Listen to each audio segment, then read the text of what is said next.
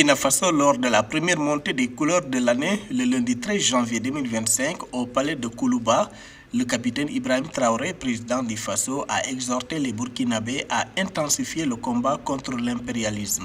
En réponse aux récentes déclarations du président français Emmanuel Macron sur la présence militaire française en Afrique, Ibrahim Traoré a indiqué que la lutte contre l'impérialisme repose avant tout sur une décolonisation mentale qu'il considère comme l'un des principaux obstacles à une indépendance véritable.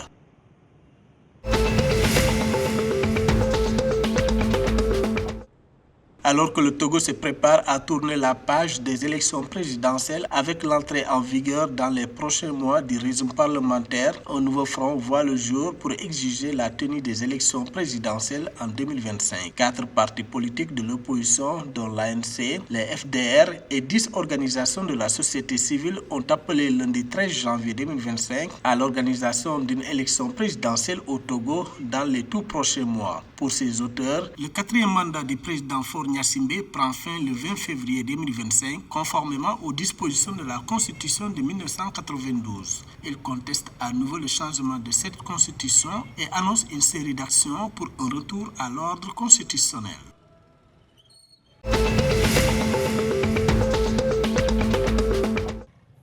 Au Nigeria, les principaux dépôts de produits pétroliers ont ajusté lundi 13 janvier 2025 le coût d'atterrissage de l'essence moteur premium et d'autres produits pétroliers passant de 909 à 950 naira. Selon les médias locaux, cette évolution survient alors que le prix mondial du pétrole brut, par exemple le Brent, a dépassé les $80 le baril le lundi 13 janvier.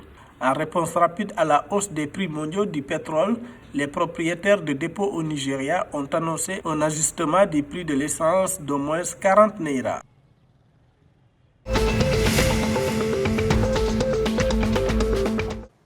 La Sierra Leone est en guerre contre le Mpox, maladie causée par un virus de la même famille que celui de la variole. Suite à la reconnaissance de 2 cas, le pays a instauré une situation d'urgence sanitaire lundi 13 janvier 2025 pour mobiliser les ressources nécessaires pour combattre la maladie et pour intensifier la vigilance à ses frontières. Le 6 janvier 2025, le pays d'Afrique de l'Ouest a signalé son premier cas confirmé de Mpox depuis la mise en place en 2024 de la plus haute alerte mondiale contre ce virus viral potentiellement fatal.